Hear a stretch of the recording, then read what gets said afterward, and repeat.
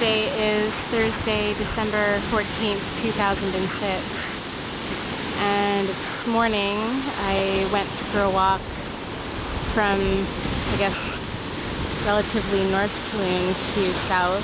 About an hour walk on the beach. And I probably passed by 4 or 5 people walking. There's more animals than people here.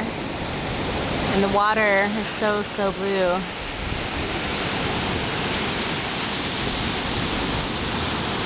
It's a bit cloudy now, but it was completely sunny when I left.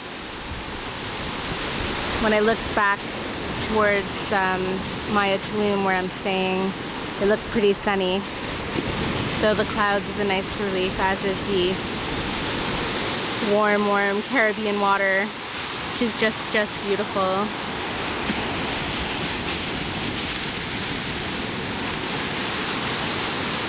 So I'm about to walk back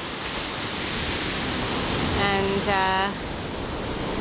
past some pelicans flying in the sky and seeing some fishermen out in the distance catching some fish.